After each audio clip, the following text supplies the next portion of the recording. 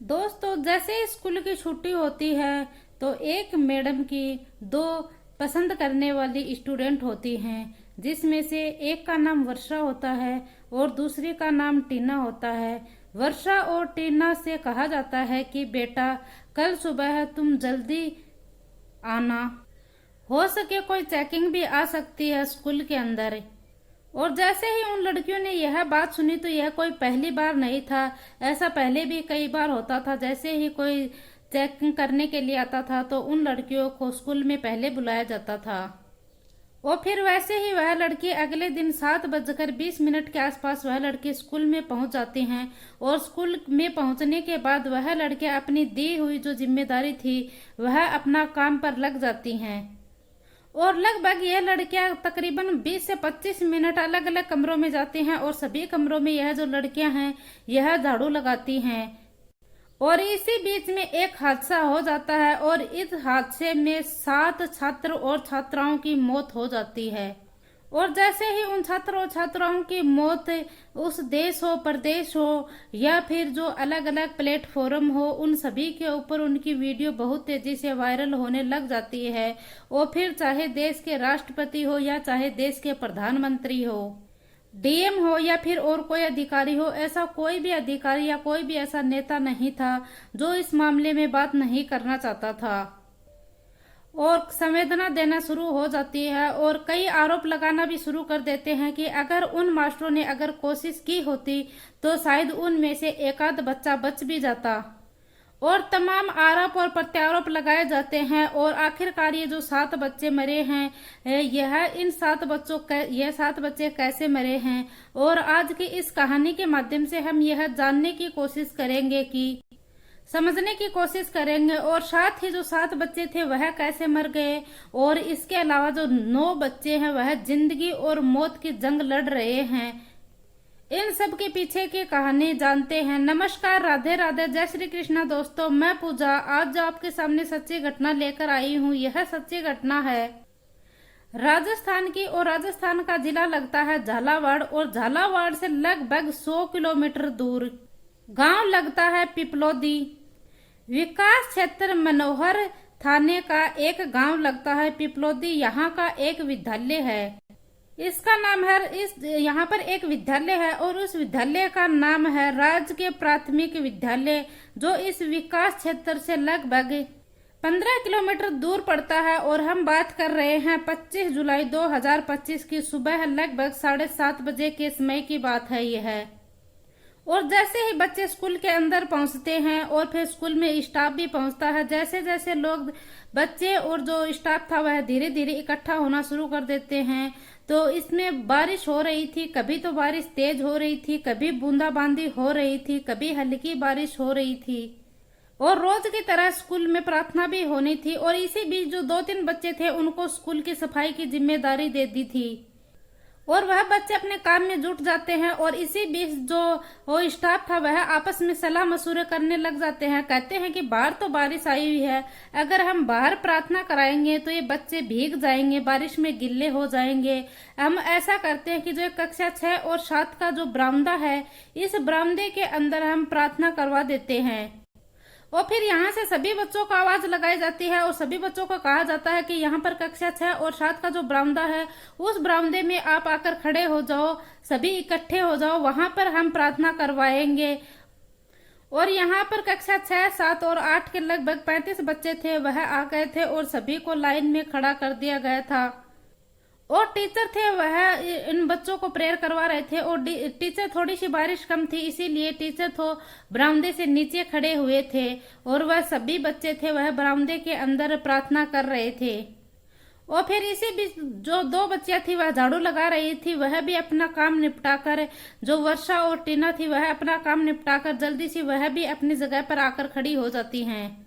और वह वहां आकर खड़ी हुई तो जैसे ही वर्षा के ऊपर एक कंकड़ सा आकर गिरा तो वर्षा ने उस कंकड़ को आंख खोलकर उसने देखा कि यह तो कोई कंकड़ सा है। वह जैसे ही मैम से कहा कि देखो मैम, यह एक कंकड़ सा, ऐसा लगता है कि जैसे कि ऊपर से चूना गिर रहा है। और फिर टीचर है वह टीना से कहता है कि ये एकदम खामोश खड़ी रहो, प्रेयर हो रही है, प्रार्थना हो रही है। फिर वहां पर और तेजी से जो कंकड़ थे वह गिरने लग जाते हैं। तो टीना कहती है कि सर और तेजी से गिर रहे हैं। तो वह टीचर जैसे ही उसकी तरफ आंख निकालने के लिए कहता है और कहता है कि प्रार्थना हो रही है, चुपचाप खड़ी रहो। और जैसे ही शिक्षक और शिक्षिकाओं ने यह इशारा किया शांत होकर, बच्चे फिर शांत हो जाते हैं और फिर से प्रार्थना करना शुरू कर देते हैं। और जैसे ही वह बच्चे फिर से प्रेयर करना शुरू कर देते हैं तो वह फिर से वह छत थी वह पूरी की पूरी आकर उन बच्चों के ऊपर गिर जाती है। और फिर जैसे ही छत गिरती है तो यहाँ पर चीखना चिल्लाना शुरू हो जाता है। और सबसे पहले जो मैडम चीखी थी वह स्कूल की जो थी वह प्रधाना अध्यापिका थी और उसका नाम होता है मीना गर्ग। और मीना गर्ग की चीखते हुए जोर जोर से और चीखती हुई वह रोने लगती है, चीखने लगती है और बिलख कर वह रोती है कि मेरे बच्चे हैं, वह मेरे बच्चे जो मलबे के नीचे दब गए हैं, छत गिर गई, छत के नीचे दब गए हैं। ऐसे कर वह जो मैडम थी वह जोर जोर से रोने लगती है, चीखने चिल्लाने लगती है। और यहाँ पर कुछ बच्चों को तो समझ पाने का मौका ही नहीं मिलता है और कुछ बच्चे समझदार होते हैं, वह यहाँ से निकल जाते हैं। और टीना और वर्षा भी थी, वह लड़कियां दोनों, वह भी समझदार थी, वह भी यहाँ से बचकर निकल जाती हैं, भाग जाती हैं। और फिर यह बच्चे थे, यह भी चीख रहे थे, चिल्ला रहे थे। और जैसे ही इन सब स्कूल के स्टाफ के और बच्चों के चीखने चिल्लाने की आवाज गांव की तरफ पहुंच रही थी तो गांव के जो लोग थे, बूढ़ा हो, बुजुर्ग हो, बच्चा हो, महिला हो, वह सभी की सभी स्कूल की तरफ भाग रहे थे। उस विद्यालय के अंदर जाते हैं और जाकर कोई उस ईंट हटाता है, कोई पत्थर हटाता है। और फिर यहाँ पर ऐसा पता चलता है कि जो 19 बच्चे थे वह जो पूरी तरह से वह मलबे में दब चुके थे। फिर यहाँ पर जो नजदीकी पुलिस स्टेशन है उस पर डायल 112 नंबर पर कॉल कर वहां भी सूचना दी गई। और जो गांव के लोग थे वह बड़ी ईमानदारी से, बड़ी शिद्दत से उन बच्चों को निकालने की कोशिश करते हैं। और फिर गांव वालों की मशक्कत के बाद यहाँ पर 4-5 बच्चों को निकाला गया और उन बच्चों को यहाँ से लगभग 15 किलोमीटर दूर CHC होती है, मनोहर थाना, वहां पर उनको लेकर जाया जाता है। स्वास्थ्य केंद्र में उन बच्चों को सभी को लेकर जाया जाता है। फिर कोई तो उन बच्चों को मोटरसाइकिल के ऊपर लेकर जा रहा था, कोई गोदी में, कोई गाड़ी में। ऐसे कर जल्दी से जल्दी उन बच्चों को जो स्वास्थ्य केंद्र था वहां पर लेकर जाया जाता है। और फिर पता चलता है कि जो 4 बच्चे थे उनकी तो मौके के ऊपर ही मौत हो चुकी थी। और फिर जैसे जैसे समय बीतता है, घंटे 2 घंटे लगातार समय बीतता है और वहां पर पता चलता है कि जो बच्चों की संख्या थी मरने की वह भी बढ़ रही है। कभी पता चलता है कि 8 बच्चे मर गए, कहीं पता चलता है कि 10 बच्चे मर गए, कहीं पता चलता है कि 6-7 बच्चे मर गए। और फिर जो ऑफिशियल जो होता है वेबसाइट उसके ऊपर चलने लगती है न्यूज में कि जो 7 बच्चे थे वह कन्फर्म है कि 7 बच्चे हैं वह मर चुके हैं। अगर हम उन मरने वालों बच्चों की बात करें तो इसमें एक लड़की होती है 14 साल की पायल, प्रियंका, काना है, हरीश, मीना, सतीश, कुंदन, इन बच्चों के मरने वालों के नाम सामने आए हैं। और इनमें से पता चलता है कि 9 बच्चे हैं वह बुरी तरह से घायल है। अब इनकी जो गंभीर हालत थी वह इन सभी का जो ऑपरेशन चल रहा था। जब हम इस कहानी को देख रहे थे तो पता चलता है कि ये चाहे प्रदेश का राष्ट्रपति हो या जो प्रधानमंत्री हो, यह सभी ट्वीट कर रहे थे। शिक्षा मंत्री ने सभी ने ट्वीट कर संवेदना करना शुरू कर दिया और यहाँ पर आरोप और प्रत्यारोप भी शुरू हो जाते हैं। फिर इसी गांव का रहने वाला एक व्यक्ति होता है जिसका नाम होता है छोटू लाल। और छोटू लाल की बेटी जो मीना और उसका बेटा काना था वह भी इसी विद्यालय में पढ़ते थे। वह भी सगे भाई बहन होते हैं और उन दोनों की इसी मलबे में दबकर मौत हो जाती है। और आखिरकार वह पिता है वह कभी तो विद्यालय में जाता है, कभी वह गांव में जाता है और कभी वह जो CHC जहां पर बच्चों को ले जाकर एडमिट करवाया गया था, कभी वह वहां जाता है। वह देखता है कि आखिरकार जो मेरे बच्चे हैं तो वह बच्चे हैं कहाँ पर। और यहाँ पर घर वालों का रो रो कर बुरा हाल हो जाता है। और फिर इसी में एक व्यक्ति और होता है विरम का भी एक बेटा होता है। विरम मजदूरी करने के लिए वह घर से बाहर कोटा गया हुआ था। फिर उसको पता चलता है कि जो छत वाला हादसा हुआ था उसमें जो मेरा बेटा था वह भी लपेटे में आ गया। और विरम को कॉल कर कहा जाता है कि तुम जल्दी से घर आ जाओ, तुम्हारा बेटा भी इस लपेटे में आ गया है। और फिर वह घर पहुंचता है और फिर वह गांव में पहुंचता है, गांव में विद्यालय में पहुंचता है। विद्यालय में पहुंचने के बाद उसे पता चलता है कि जो तुम्हारा बेटा था उसको तो सीएचसी लेके गए। फिर वह सीएचसी पहुंचता है। सीएचसी पहुंचता है तो उसका पता चलता है कि उसे जो जिला अस्पताल है वहां पर लेके गए हैं। और जैसे ही वह जिला अस्पताल पहुंचता है, जिला अस्पताल में पहुंचने के बाद उसे पता चलता है कि उसका जो बेटा था वह तो मर चुका था और उसका बेटा कुंदन था। उस कुंदन की जो पुरानी यादें थी वह मीडिया के सामने वह पुरानी यादों को प्रकट कर रहा था कि मेरा बेटा ऐसा था, मेरा बेटा ऐसा था। और उस पिता का भी रो रो कर बहुत बुरा हाल था। और फिर यहाँ पर मीडिया की टीम है वह पहुंच जाती है, गांव वालों से अलग अलग बात करना शुरू कर देती है और गांव वाले अपने अलग अलग कहानियां बताना शुरू कर देते हैं। और फिर इसी बीच जो प्रशासन की टीम है वह भी वहां पर पहुंच जाती है और फिर रेस्क्यू अभियान चलाया जाता है। सबसे पहले तो जो वो बिल्डिंग थी उस बिल्डिंग को गिराया जाता है कि ताकि इस बिल्डिंग में दोबारा कोई और हादसा ना हो जाए, इसीलिए उस पूरी बिल्डिंग को ही प्रशासन की जो टीम आई थी उस टीम ने उस पूरी बिल्डिंग को ही गिरा दिया। और फिर मीडिया वाले जैसे ही गांव में पहुंचते हैं और गांव वाले से बात करते हैं तो गांव वाले कहते हैं कि साहब, हमने स्कूल के स्टाफ से कई बार कह दिया कि जो ये मकान है ये बहुत ज्यादा पुराने हैं और बहुत क्षतिग्रस्त हैं, अगर बारिश के मौसम में ये कभी भी गिर सकते हैं। आप या तो बच्चों को इनके अंदर बैठाओ मत, या बैठाओ तो इनको आप सही करवा लो। और फिर इसी बीच स्कूल का एक मास्टर है वह ये कहता था कि जो गांव का है उस गांव में से पूरे में से 200-200 रुपए का चंदा उगा लो और चंदा उगाने के बाद जो वो बिल्डिंग है इस बिल्डिंग की छत की दोबारा से हम मरम्मत करवा देंगे।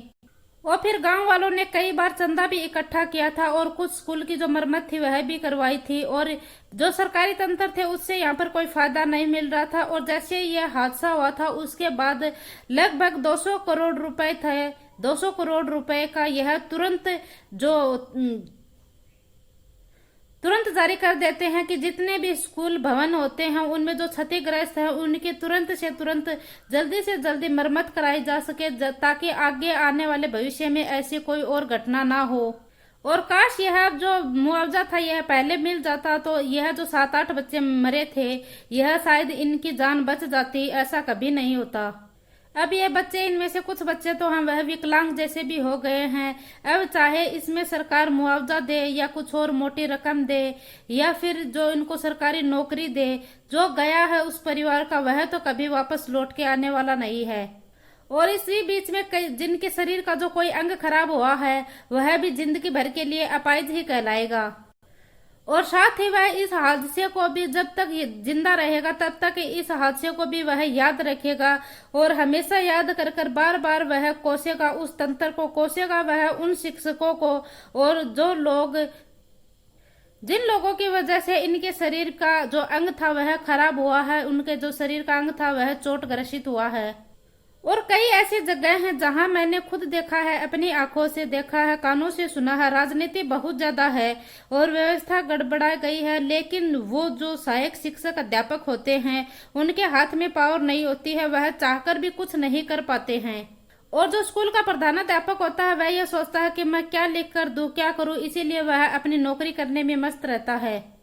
और इसके बारे में हम थोड़ी सी जानकारी की और बात करें तो जैसे ही डीएम साहब, जिनके कलेक्टर का नाम होता है अजय सिंह राठौड़ के सामने मीडिया वालों से सवाल पूछा तो उसने कहा कि जो यह विद्यालय है यह जज्जर भवन में था ही नहीं, यह स्कूल की तरफ से, इस स्कूल की जो स्टाफ था उसकी तरफ से इस स्कूल में कोई ऐसी शिकायत थी नहीं कि जो हमारा विद्यालय है वह बहुत ज्यादा खंडित हो गया है, उसके मकानों की जो छतें हैं वह क्षतिग्रस्त हो गई हैं, ऐसी कोई शिकायत थी नहीं इस विद्यालय की तरफ से। और तभी ये गांव वाले कहते हैं कि जो इस स्कूल का स्टाफ है वह शिकायत नहीं करता है और यह जब भी कोई चेक इन वाले अधिकारी आते हैं उनसे लिखित में अगर ये ऐसी शिकायत करते हैं कि जो हमारे विद्यालय है वह क्षतिग्रस्त है, खंडित है, जो उसकी छत है उससे पानी टपक रहा है, उसकी छत ऐसी क्षतिग्रस्त हो रही है, तो शायद प्रशासन की तरफ से, सरकार की तरफ से भी कोई हेल्प जरूर मिलती। और उन्हें तो सिर्फ ऐसा ही लग रहा था कि हमें तो हमारी नौकरी करनी है और हम हमारी नौकरी कर कर चले जाएंगे, और उन्हें यह नहीं पता कि अब वह एक लंबे समय के लिए एक लंबी उलझन में उलझ गए हैं और उन्हें यह भी नहीं पता था कि इतना बड़ा हादसा हो जाएगा। और जैसे ही यह खबर मीडिया के ऊपर बहुत तेजी से वायरल होती है तो उसके बाद जो ये मीना गर्ग, जावेद आलम ये शिक्षक होते हैं और रामविलास, कन्हैया लाल, सुमन, बद्री लाल लादो और दरअसल इन सभी को तत्काल प्रभाव से निलंबित कर दिया जाता है। हालांकि इनको सस्पेंड तो कर दिया जाता है लेकिन यह बहाल तो जरूर हो जाएंगे यदि उनके खिलाफ जो धारा 302 है उसके खिलाफ हत्या की धारा बनती है और फिलहाल बीएनएस की जो धारा होती है अगर उसके खिलाफ इनके ऊपर जो मुकदमा दर्ज हो गया तो इनका पूरी जिंदगी के लिए यह मुकदमे से पीछा नहीं छोड़ेगा और इसीलिए आगे आने वाले भविष्य में ऐसी कोई घटना न हो। और अगर आपके विद्यालय में भी कोई ऐसी क्षतिग्रस्त जो छत है, मकान है, उन सभी की जो शिकायतें हैं या फिर आपके विद्यालय में और कोई दिक्कत है उन सभी की जो शिकायतें हैं वह लिखित रूप से उनकी करिए जिससे कि उसकी जिम्मेदारी सरकार भी समझे। और यह स्कूल के स्टाफ की एक जिम्मेदारी होती है जिससे कि आगे आने वाले समय में ऐसा हादसा हो या ना हो, जिससे कि जो स्कूल के स्टाफ है उनके ऊपर तो कोई आरोप नहीं लगेगा, डीएम की तरफ से तो कोई आरोप नहीं लगेगा, उससे डीएम की तरफ से तो बचा जा सकता है। और दोस्तों जो भी अधिकारी जांच करने के लिए जाते हैं तो वह सबसे ज्यादा ये देखते हैं कि किस अध्यापक को सस्पेंड करने पर या किस अध्यापक को करने पर हमें मोटी रकम मिलेगी। लेकिन कोई भी अधिकारी जाकर बच्चों के जो नोटबुक और बुक होती है वह कभी भी चेक नहीं करते हैं और जो गरीब बच्चे होते हैं उनको चेक नहीं करते हैं। आखिरकार यह बात मैंने इसलिए कही है क्योंकि जो सरकारी विद्यालय होते हैं उनका जो निचला स्तर है वह ऐसे ही गड़बड़ाया हुआ है और ऊपरला स्तर है वह उनके ऊपर ध्यान नहीं देता है, तभी ये बात कहनी पड़ी। दोस्तों इस पूरी घटनाक्रम का सुनाने का उद्देश्य मेरा किसी का दिल दुखाना नहीं है, किसी को परेशान करना भी नहीं है और किसी को आहत करना भी नहीं है। आपको बताना है, आपको जताना है कि आगे आने वाले भविष्य में कोई ऐसी घटना फिर से न हो जाए। जय हिंद, जय भारत।